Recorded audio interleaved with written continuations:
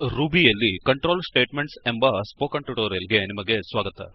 ಈ ಟ್ಯುಟೋರಿಯಲ್ನಲ್ಲಿ ನಾವು if statement, else if statement, else, case statement ಇವುಗಳನ್ನು ಬಳಸಲು ಕಲಿಯುವೆವು. ಇಲ್ಲಿ ನಾವು ಉಬುಂಟು ಆವೃತ್ತಿ 12.04 ರೂಬಿ 1.9.3 ಇವುಗಳನ್ನು ಬಳಸುತ್ತಿದ್ದೇವೆ. ಈ ಟ್ಯುಟೋರಿಯಲ್ ಅನ್ನು ಅನುಸರಿಸಲು ನೀವು ಇಂಟರ್ನೆಟ್ ನ ಸಂಪರ್ಕವನ್ನು ಪಡೆದಿರಬೇಕು. ಲಿನಕ್ಸ್ ಕಮಾಂಡ್ ಗಳು, ಟರ್ಮಿನಲ್ ಮತ್ತು ಟೆಕ್ಸ್ಟ್ ಎಡಿಟರ್ ಗಳನ್ನು ತಿಳಿದಿರಬೇಕು. ಇಲ್ಲದಿದ್ದರೆ ಸಂಬಂಧಿತ ಟ್ಯುಟೋರಿಯಲ್ ಗಳಿಗಾಗಿ ದಯವಿಟ್ಟು ನಮ್ಮ ವೆಬ್ಸೈಟ್ ಗೆ ಭೇಟಿ ಕೊಡಿ. ಈ ಮೊದಲು ನಾವು ಟಿಟಿಟಿ ಎಂಬ ಡಿರೆಕ್ಟರಿಯನ್ನು ಕ್ರಿಯೇಟ್ ಮಾಡಿದ್ದೆವು ಎಂಬುದನ್ನು ನೆನಪಿಸಿಕೊಳ್ಳಿ. ನಾವು ಆ ಡಿರೆಕ್ಟರಿಗೆ ಹೋಗೋಣ. ಆಮೇಲೆ Ruby hyphen tutorial control hyphen statements ಗೆ ಹೋಗೋಣ. ಈಗ ನಾವು ಅದೇ ಫೋಲ್ಡರ್ ನಲ್ಲಿ ಇರುವುದರಿಂದ ಮುಂದೆ ನಡೆಯೋಣ. ರೂಬಿಯಲ್ಲಿ ಇಫ್ ಸ್ಟೇಟ್ಮೆಂಟ್ ನ ಸಿಂಟ್ಯಾಕ್ಸ್ ಈ ಕೆಳಗಿನಂತಿದೆ. If condition, Ruby code, end.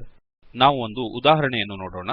ಪ್ರಾಥಮಿಕ ಹಂತದ ರೂಬಿ ಟ್ಯುಟೋರಿಯಲ್ಸ್ ನಲ್ಲಿ ತೋರಿಸಿದಂತೆ ಗೆಡಿಟ್ ನಲ್ಲಿ ಒಂದು ಹೊಸ ಫೈಲ್ ಅನ್ನು ಕ್ರಿಯೇಟ್ ಮಾಡಿ. ಇದನ್ನು if hyphen statement dot R B ಎಂದು ಹೆಸರಿಸಿ. ನನ್ನ ಹತ್ತಿರ ಇಫ್ ಸ್ಟೇಟ್ಮೆಂಟ್ ನ ಒಂದು ಉದಾಹರಣೆ ಇದೆ. ನಾವು ಮುಂದುವರಿಯುತ್ತಿದ್ದಂತೆ ನೀವು ಟ್ಯುಟೋರಿಯಲ್ ಅನ್ನು ನಿಲ್ಲಿಸಿ ಕೋಡ್ ಅನ್ನು ಟೈಪ್ ಮಾಡಬಹುದು. ಈ ಉದಾಹರಣೆಯಲ್ಲಿ ನಾನು ಒಂದು ಇಫ್ ಸ್ಟೇಟ್ಮೆಂಟ್ ಅನ್ನು ಡಿಕ್ಲೇರ್ ಮಾಡಿದ್ದೇನೆ.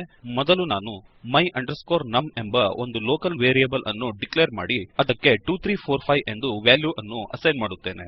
ಆಮೇಲೆ ಒಂದು ಇಫ್ ಸ್ಟೇಟ್ಮೆಂಟ್ ಅನ್ನು ಡಿಕ್ಲೇರ್ ಮಾಡುತ್ತೇನೆ. ಇಫ್ ಸ್ಟೇಟ್ಮೆಂಟ್ ನ ಒಳಗಡೆ ಡಿಕ್ಲೇರ್ ಮಾಡಲಾದ ಪುಟ್ಸ್ ಮೆಥಡ್ ಔಟ್ಪುಟ್ ಅನ್ನು ತೋರಿಸುವುದು. ಇಫ್ ಸ್ಟೇಟ್ಮೆಂಟ್ my num ನ ವ್ಯಾಲ್ಯೂ 0 ಗಿಂತ ಹೆಚ್ಚಾಗಿದೆಯೋ ಎಂಬುದನ್ನು ಪರೀಕ್ಷಿಸುವುದು. ಒಂದು ವೇಳೆ ಹೆಚ್ಚು ಇದ್ದರೆ ಇದು ನಿಗದಿತ ಸ್ಟ್ರಿಂಗ್ ಅನ್ನು ಪ್ರಿಂಟ್ ಮಾಡುವುದು. ಟರ್ಮಿನಲ್ ಗೆ ಬದಲಾಯಿಸೋಣ ಮತ್ತು ಹೀಗೆ ಟೈಪ್ ಮಾಡೋಣ. Ruby space if hyphen statement dot R B. Output the value of my num is greater than 0 ಎಂದು ತೋರಿಸುವುದು. ಇಫ್ ಕಂಡೀಷನ್ ಟ್ರೂ ಎಂದು ಹಿಂದಿರುಗಿಸಿದೆ ಎಂಬುದನ್ನು ಈ ಔಟ್ಪುಟ್ ದೃಢಪಡಿಸುತ್ತದೆ. ಈಗ ನಿಮಗೆ ರೂಬಿಯಲ್ಲಿ ನಿಮ್ಮ ಸ್ವಂತದ ಇಫ್ ಸ್ಟೇಟ್ಮೆಂಟ್ ಅನ್ನು ಬರೆಯಲು ಸಾಧ್ಯವಾಗಬೇಕು. ನಂತರ ನಾವು ಇಫ್ ಎಲ್ಸ್ ಸ್ಟೇಟ್ಮೆಂಟ್ ಅನ್ನು ನೋಡೋಣ. ಎಲ್ಸ್ ಅನ್ನು ಬಳಸಲು ಸಿಂಟ್ಯಾಕ್ಸ್ ಹೀಗಿದೆ. If condition, Ruby code, else, Ruby code, end. ನಾವು ಒಂದು ಉದಾಹರಣೆಯನ್ನು ನೋಡೋಣ.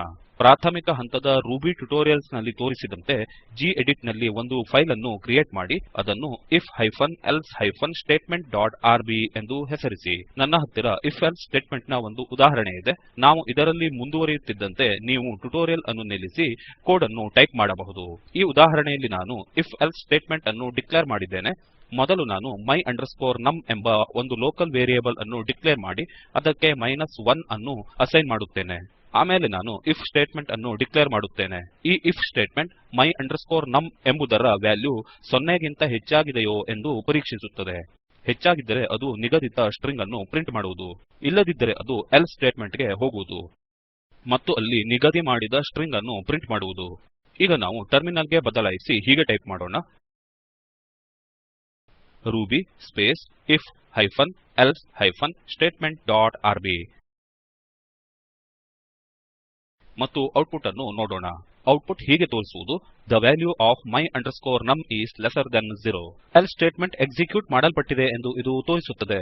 ಈಗ ನಿಮಗೆ ರೂಬಿಯಲ್ಲಿ ನಿಮ್ಮ ಸ್ವಂತದ ಇಫ್ ಎಲ್ಸ್ ಸ್ಟೇಟ್ಮೆಂಟ್ ಅನ್ನು ಬರೆಯಲು ಸಾಧ್ಯವಾಗಬೇಕು. ಇನ್ನು ಮುಂದೆ ನಾವು ಇಫ್ ಎಲ್ಸಿಫ್ ಸ್ಟೇಟ್ಮೆಂಟ್ ಅನ್ನು ನೋಡೋಣ. ಎಲ್ಸಿಫ್ ಅನ್ನು ಬಳಸಲು ಸಿಂಟ್ಯಾಕ್ಸ್ ಹೀಗಿದೆ. If condition, Ruby code, elif condition, Ruby code, else, Ruby code, end. ನಾವು ಒಂದು ಉದಾಹರಣೆಯನ್ನು ನೋಡೋಣ. ಪ್ರಾಥಮಿಕ ಹಂತದ ರೂಬಿ ಟ್ಯುಟೋರಿಯಲ್ಸ್ ನಲ್ಲಿ ತೋರಿಸಿದಂತೆ ಗೆಡಿಟ್ ನಲ್ಲಿ ಒಂದು ಹೊಸ ಫೈಲ್ ಅನ್ನು ಕ್ರಿಯೇಟ್ ಮಾಡಿ ಅದನ್ನು if hyphen elif hyphen statement dot R B ಎಂದು ಹೆಸರಿಸಿ. ನನ್ನ ಹತ್ತಿರ ಇಫ್ ಎಲ್ಸಿಫ್ ಸ್ಟೇಟ್ಮೆಂಟ್ ನ ಒಂದು ಉದಾಹರಣೆ ಇದೆ. ನಾವು ಇದರಲ್ಲಿ ಮುಂದುವರಿಯುತ್ತಿದ್ದಂತೆ ನೀವು ಟ್ಯುಟೋರಿಯಲ್ ಅನ್ನು ನಿಲ್ಲಿಸಿ ಕೋಡ್ ಅನ್ನು ಟೈಪ್ ಮಾಡಬಹುದು. ಈ ಉದಾಹರಣೆಯಲ್ಲಿ ನಾನು ಒಂದು ಇಫ್ ಎಲ್ಸಿಫ್ ಸ್ಟೇಟ್ಮೆಂಟ್ ಅನ್ನು ಡಿಕ್ಲೇರ್ ಮಾಡಿದ್ದೇನೆ. ಇಲ್ಲಿ ಸಹ ನಾನು my num ಎಂಬ ಒಂದು ಲೋಕಲ್ ವೇರಿಯೇಬಲ್ ಅನ್ನು ಡಿಕ್ಲೇರ್ ಮಾಡಿ ಅದಕ್ಕೆ -1 ಅನ್ನು ಅಸೈನ್ ಮಾಡಿದ್ದೇನೆ. ಆಮೇಲೆ ಒಂದು ಇಫ್ ಸ್ಟೇಟ್ಮೆಂಟ್ ಅನ್ನು ಡಿಕ್ಲೇರ್ ಮಾಡುತ್ತೇನೆ. ಈ ಇಫ್ ಸ್ಟೇಟ್ಮೆಂಟ್ my num ಎಂಬುದರ ವ್ಯಾಲ್ಯೂ 0 ಗಿಂತ ಹೆಚ್ಚಾಗಿದೆಯೋ ಎಂದು ಪರೀಕ್ಷಿಸುವುದು. ಅದು ಹೆಚ್ಚಾಗಿದ್ದರೆ ಇದು ನಿಗದಿತ ಸ್ಟ್ರಿಂಗ್ ಅನ್ನು ಪ್ರಿಂಟ್ ಮಾಡುವುದು. ಅದು ಟ್ರೂ ಎಂದು ಆಗಿಲ್ಲದಿದ್ದರೆ ಇದು ಎಲ್ಸಿಫ್ ವಿಭಾಗದಲ್ಲಿ ಹೋಗುವುದು. ಅದು ಈಗ my num ಎಂಬುದರ ವ್ಯಾಲ್ಯೂ -1 ಆಗಿದೆಯೋ ಎಂದು ಪರೀಕ್ಷಿಸುವುದು. ಅದು ಟ್ರೂ ಎಂದು ಆಗಿದ್ದರೆ ಅದು ನಿಗದಿ ಮಾಡಿದ ಸ್ಟ್ರಿಂಗ್ ಅನ್ನು ಪ್ರಿಂಟ್ ಮಾಡುವುದು. ಒಂದು ವೇಳೆ my num ನ ವ್ಯಾಲ್ಯೂ 0 ಗಿಂತ ಹೆಚ್ಚಾಗಿಲ್ಲ, -1 ಕ್ಕೆ ಸಮವೂ ಆಗಿಲ್ಲ ಎಂದಾದರೆ ಆಗ ಅದು ಎಲ್ಸ್ ವಿಭಾಗಕ್ಕೆ ಹೋಗುವುದು.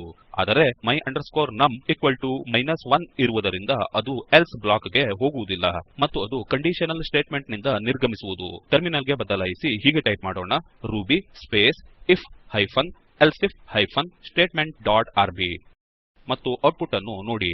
ಔಟ್ಪುಟ್ ಹೀಗೆ ತೋರಿಸುವುದು the value of my num is -1 and is lesser than 0.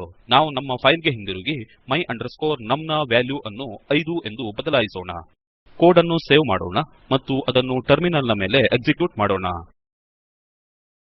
ಹೀಗೆ ಅದು ಇಫ್ ಕಂಡೀಷನ್ ಅನ್ನು ಪೂರೈಸುತ್ತದೆ ಮತ್ತು ನಿಗದಿಪಡಿಸಿದ ಸ್ಟ್ರಿಂಗ್ ಅನ್ನು ಪ್ರಿಂಟ್ ಮಾಡಲಾಗುತ್ತದೆ. The value of my num is greater than 0.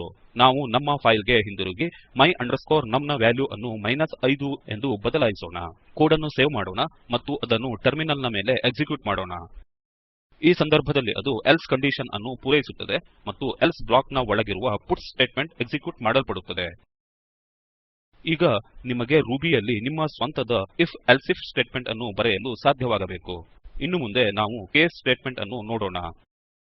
Case statement ಒಂದು ನಿರ್ದಿಷ್ಟ ಆಯ್ಕೆಯನ್ನು ಆಧರಿಸಿದ ಕಂಟ್ರೋಲ್ ಫ್ಲೋ ಸ್ಟೇಟ್ಮೆಂಟ್ ಆಗಿದೆ. ನಾವು ಕೇಸ್ ಸ್ಟೇಟ್ಮೆಂಟ್ ಅನ್ನು ಅರ್ಥಮಾಡಿಕೊಳ್ಳಲು ಅದರ ಸಿಂಟ್ಯಾಕ್ಸ್ ಅನ್ನು ನೋಡೋಣ. ಕೇಸ್ ಅನ್ನು ಬಳಸಲು ಸಿಂಟ್ಯಾಕ್ಸ್ ಹೀಗಿದೆ. ಕೇಸ್ ವೇರಿಯೇಬಲ್ ವ್ಯಾಲ್ಯೂ 1 ಇದ್ದಾಗ ರೂಬಿ ಕೋಡ್ ವ್ಯಾಲ್ಯೂ 2 ಇದ್ದಾಗ Ruby code else Ruby code end. ನಾವು ಒಂದು ಉದಾಹರಣೆಯನ್ನು ನೋಡೋಣ. ಪ್ರಾಥಮಿಕ ಹಂತದ ರೂಬಿ ಟ್ಯುಟೋರಿಯಲ್ಸ್ ನಲ್ಲಿ ತೋರಿಸಿದಂತೆ ಗೆಡಿಟ್ ನಲ್ಲಿ ಒಂದು ಹೊಸ ಫೈಲ್ ಅನ್ನು ಕ್ರಿಯೇಟ್ ಮಾಡಿ ಅದನ್ನು case hyphen statement dot R B ಎಂದು ಹೆಸರಿಸಿ. ನನ್ನ ಹತ್ತಿರ ಕೇಸ್ ಸ್ಟೇಟ್ಮೆಂಟ್ ನ ಒಂದು ಉದಾಹರಣೆ ಇದೆ.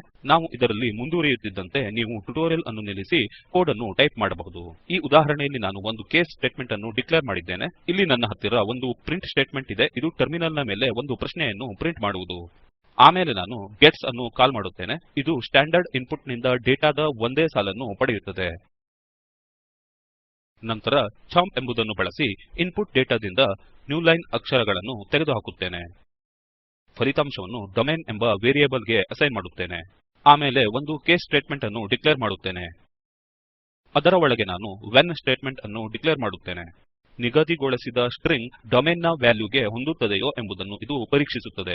ಮೊದಲು ಡೊಮೇನ್ ನ ವ್ಯಾಲ್ಯೂ ಯುಪಿ ಎಂದು ಇದೆಯೋ ಎಂಬುದನ್ನು ಇದು ಪರೀಕ್ಷಿಸುತ್ತದೆ. ಅದು ಹಾಗೆಯೇ ಇದ್ದರೆ ಇದು ಉತ್ತರ ಪ್ರದೇಶ್ ಎಂದು ಪ್ರಿಂಟ್ ಮಾಡುತ್ತದೆ ಮತ್ತು ಕೇಸ್ ಸ್ಟೇಟ್ಮೆಂಟ್ ನಿಂದ ನಿರ್ಗಮಿಸುತ್ತದೆ. ಒಂದು ವೇಳೆ ಡೊಮೇನ್ ಯುಪಿ ಎಂದು ಆಗಿರದಿದ್ದರೆ ಡೊಮೇನ್ ನ ವ್ಯಾಲ್ಯೂ ಎಂಪಿ ಎಂದು ಇದೆಯೋ ಎಂಬುದನ್ನು ಪರೀಕ್ಷಿಸುತ್ತದೆ. ಅದು ಹಾಗೆಯೇ ಇದ್ದರೆ ಇದು ಮಧ್ಯಪ್ರದೇಶ್ ಎಂದು ಪ್ರಿಂಟ್ ಮಾಡುತ್ತದೆ. ಹೀಗೆ ಇದು ಮುಂದುವರಿಯುತ್ತದೆ. ಇಲ್ಲಿಯವರೆಗೆ ಸರಿಹೊಂದುವ ವ್ಯಾಲ್ಯೂ ಸಿಕ್ಕಿರದಿದ್ದರೆ ಇದು ಡೊಮೇನ್ ನ ವ್ಯಾಲ್ಯೂ ಅನ್ನು ಪರೀಕ್ಷಿಸುವುದನ್ನು ಮುಂದುವರಿಸುತ್ತದೆ. ಮೇಲೆ ಹೇಳಿದ ಯಾವುದೇ ಕಂಡೀಷನ್ ಗಳು ಟ್ರೂ ಆಗಿಲ್ಲದೆ ಇರುವುದರಿಂದ ಈ ಹಂತದಲ್ಲಿ ಅದು ಎಲ್ಸ್ ಸ್ಟೇಟ್ಮೆಂಟ್ ಅನ್ನು ಎದುರಿಸುವುದು. ಅನಂತರದಲ್ಲಿ ಅದು ಎಲ್ಸ್ ಡಿಕ್ಲರೇಷನ್ ಅನ್ನು ಅನುಸರಿಸುವ ರೂಬಿ ಕೋಡ್ ಅನ್ನು ಎಕ್ಸಿಕ್ಯೂಟ್ ಮಾಡುವುದು. ನಮ್ಮ ಉದಾಹರಣೆಯ ಪ್ರಕಾರ ಇದು ಅನ್ನೌನ್ ಎಂದು ಪ್ರಿಂಟ್ ಮಾಡುವುದು. ಈಗ ಫೈಲ್ ಅನ್ನು ಸೇವ್ ಮಾಡಿ ಟರ್ಮಿನಲ್ ಗೆ ಬದಲಾಯಿಸಿ ಮತ್ತು ಹೀಗೆ ಟೈಪ್ ಮಾಡಿ ruby space case hyphen statement dot rb. Terminal ನ ಮೇಲೆ enter the statement you live in ಎಂದು ತೋರಿಸಲ್ಪಡುವುದು. ಯುಪಿ ಎಂದು ಟೈಪ್ ಮಾಡಿ ಮತ್ತು ಔಟ್ಪುಟ್ ಅನ್ನು ನೋಡಿ. ಔಟ್ಪುಟ್ ಉತ್ತರ ಪ್ರದೇಶ್ ಎಂದು ತೋರಿಸುವುದು. ನಂತರ ಹಿಂದೆ ಮಾಡಿದ ರೂಬಿ ಫೈಲ್ ಅನ್ನು ಮತ್ತೊಮ್ಮೆ ಎಕ್ಸಿಕ್ಯೂಟ್ ಮಾಡಿ. ಈ ಸಲ ಪ್ರಾಂಪ್ಟ್ ನಲ್ಲಿ ಕೆಎಲ್ ಎಂದು ಟೈಪ್ ಮಾಡಿ ಮತ್ತು ಔಟ್ಪುಟ್ ಅನ್ನು ನೋಡಿ. ಅದು ಕೇರಳ ಎಂದು ಪ್ರಿಂಟ್ ಮಾಡುವುದು. ನಂತರ ಫೈಲ್ ಅನ್ನು ಇನ್ನೊಂದು ಸಲ ಎಕ್ಸಿಕ್ಯೂಟ್ ಮಾಡಿ. ಈ ಬಾರಿ ಪ್ರಾಂಪ್ಟ್ ನಲ್ಲಿ ಟಿಎನ್ ಎಂದು ಟೈಪ್ ಮಾಡಿ ಮತ್ತು ಔಟ್ಪುಟ್ ಅನ್ನು ನೋಡಿ. ಅದು ಅನ್ನೌನ್ ಎಂದು ಪ್ರಿಂಟ್ ಮಾಡುವುದು. ಏಕೆಂದರೆ ಇವುಗಳಲ್ಲಿ ಯಾವುದೇ ಒಂದು ಕೇಸ್ ಅನ್ನು ಸಹ ಪೂರೈಸಲಾಗಿಲ್ಲ, ಹೀಗಾಗಿ ಡಿಫಾಲ್ಟ್ ಆಗಿ ಎಲ್ಸ್ ಸ್ಟೇಟ್ಮೆಂಟ್ ಎಕ್ಸಿಕ್ಯೂಟ್ ಮಾಡಲ್ಪಟ್ಟಿದೆ. ಈಗ ನಿಮಗೆ ರೂಬಿಯಲ್ಲಿ ನಿಮ್ಮ ಸ್ವಂತದ ಕೇಸ್ ಸ್ಟೇಟ್ಮೆಂಟ್ ಗಳನ್ನು ಬರೆಯಲು ಸಾಧ್ಯವಾಗಬೇಕು. ಇದರೊಂದಿಗೆ ನಾವು ಈ ಸ್ಪೋಕನ್ ಟ್ಯುಟೋರಿಯಲ್ ನ ಕೊನೆಗೆ ಬಂದಿರುತ್ತೇವೆ. ಸಂಕ್ಷಿಪ್ತವಾಗಿ ಈ ಟ್ಯುಟೋರಿಯಲ್ ನಲ್ಲಿ ನಾವು if statement, else construct, if elif ಮತ್ತು ಕೇಸ್ ಸ್ಟೇಟ್ಮೆಂಟ್ ಗಳನ್ನು ಉಪಯೋಗಿಸಲು ಕಲಿತಿದ್ದೇವೆ. ಒಂದು ಅಸೈನ್ಮೆಂಟ್: ಈ ಕೆಳಗೆ ಹೇಳಿದಂತೆ ಒಂದು ರೂಬಿ ಪ್ರೋಗ್ರಾಮ್ ಅನ್ನು ಬರೆಯಿರಿ. ಬಳಕೆದಾರನಿಗೆ ಒಂದು ಸಂಖ್ಯೆಯನ್ನು ಎಂಟರ್ ಮಾಡಲು ಪ್ರಾಂಪ್ಟ್ ಮಾಡಬೇಕು. ಆಮೇಲೆ ಆ ಸಂಖ್ಯೆಯು 2ರ ಗುಣಕ ಆಗಿದೆಯೋ ಎಂಬುದನ್ನು ಪರೀಕ್ಷಿಸಲು ಸೂಕ್ತವಾದ ಕಂಟ್ರೋಲ್ ಸ್ಟೇಟ್ಮೆಂಟ್ ಅನ್ನು ಬಳಸಬೇಕು. ಹೌದು ಎಂದಾದರೆ ಆಗ ಹೀಗೆ ಪ್ರಿಂಟ್ ಮಾಡಬೇಕು: the number entered is a multiple of 2. ಇಲ್ಲದಿದ್ದರೆ ಅದು 3ರ ಗುಣಕ ಆಗಿದೆಯೋ ಎಂಬುದನ್ನು ಪರೀಕ್ಷಿಸಬೇಕು.